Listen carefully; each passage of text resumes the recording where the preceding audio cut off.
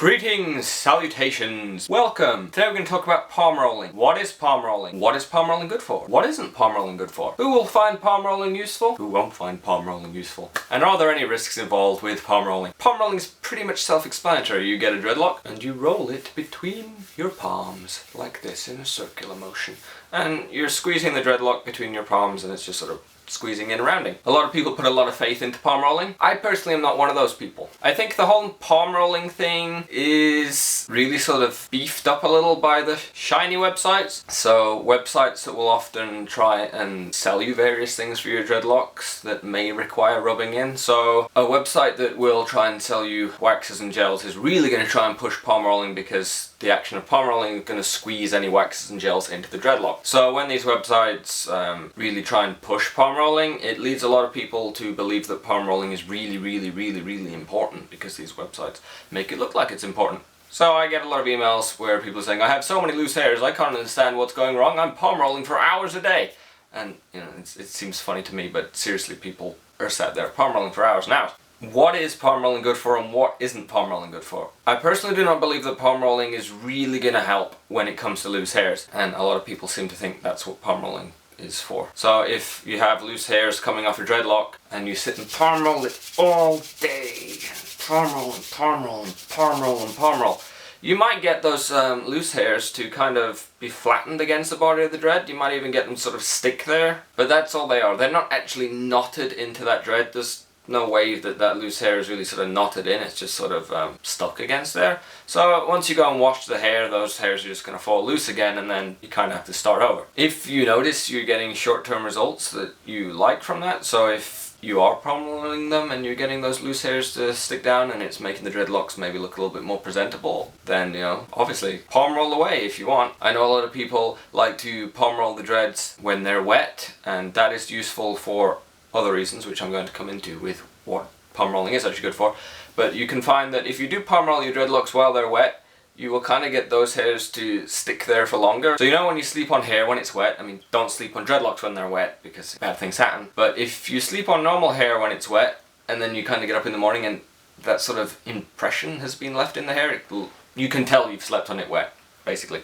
If you palm roll dreadlocks while they're wet and the loose hairs when they're on the outside, when they dry, you can sometimes get those loose hairs to sort of dry in that sort of shape, so they're more likely to stay looking neat, even though they're not actually locked in, but it's something to consider, maybe. Your results may vary. So now I've covered what I don't believe palm rolling is all that much good for, in my opinion, personally. I'm going to talk about what palm rolling is good for, and therefore who might benefit from palm rolling. When your dreadlocks are going through the shrinkage phase, and they're sort of shrinking up and becoming zigzaggy and sort of lumpy, that is when I believe that palm rolling may be useful to you. What it is when your dreadlocks are shrinking up, they will become lumpy and bumpy, and if you've seen my lumps, bumps and loops video, you'll know all about it. And when it first happens, the lumps and bumps are going to be really noticeable because, you know, you have kind of straight dread and there's suddenly lumps and bumps.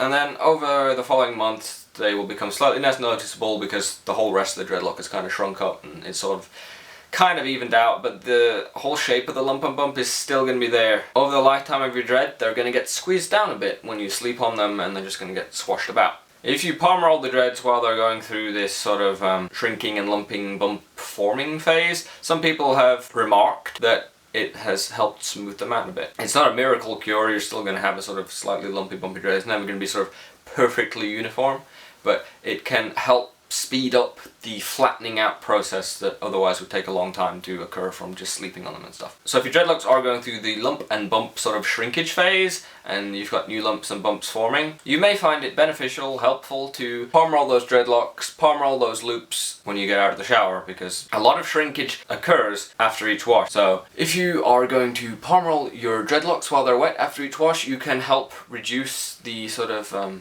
lumps and bumps. Again, not a miracle cure, it's going to work better for some people than other people, but it's something that you may want to try. Are there any risks to palm rolling? To the average person, no.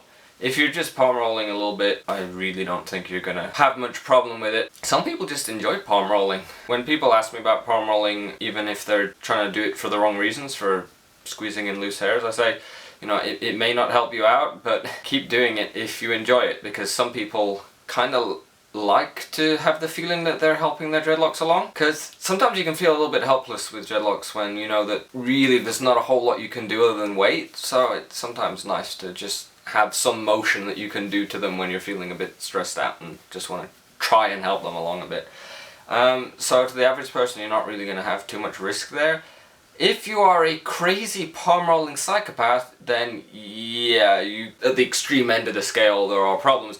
And that's mainly if you're palm rolling really close to the root. So for example, if I was palm rolling this dread here, and I'm palm rolling, and I'm palm rolling, and I'm palm rolling, and I'm palm rolling, when you're palm rolling close to the root, it's taking that dread and it's twisting the root, and it's twisting it back the other way, and it's twisting it this way, it's twisting it that way. Now it would have to be in a pretty extreme case, but if you're twisting it a long way this way and twisting it a long way that way over and over again, it is going to be slightly pulling on each side of the dreadlock. And so there is a possibility there that if you're going to go insane with it and spend hours palm rolling until you go insane, that you can start to have the roots thin out a little bit there. But I think that's a really worst case scenario, and most of the time you're not going to be palm rolling right at the root. It's not really what it's for. You'd be palm rolling in the body of the dread anyway. I don't really think there are any other risks other than sort of callousing and blistering your hands. Alternatives to palm rolling, in that I don't palm roll on my hair. When I first started my dreads, I would palm roll my hair because I'm not really sure why, just websites said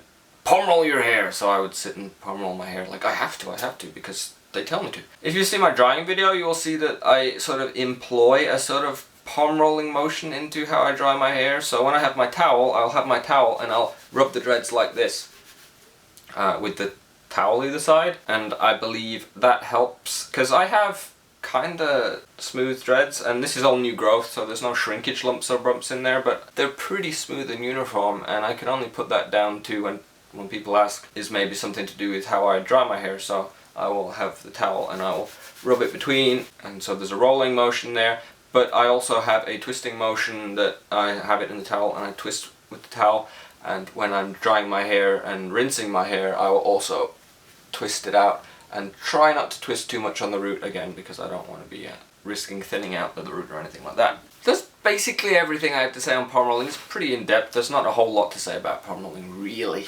If you have had any palm rolling interactions, experience, if you've had a different palm rolling experience to myself, if you believe palm rolling is more useful, less useful than what I've gone through in this video, comment me. Leave a comment in the comment section and let me know. If you have any other questions, comments, queries about dreadlocks or myself or anything that you believe I can answer, you can leave it in the comment section here. You can find all my videos on lazydreads.com. You can find me on Facebook, and you can join the Facebook page at www.facebook.com/lazydreads. You can tweet me at twitter.com/lazy_dreads. And as always, if you enjoyed this video, if you liked it, if you don't feel that I stole your time, you can move the mouse over to, I'm not sure which side of the screen it's going to be on, but the thumbs up button, and you can click the thumbs up. And if you'd like to see more videos from me in the future, you can click the subscribe button, and then you will get all my new videos in your feed. Thank you for watching. Farewell.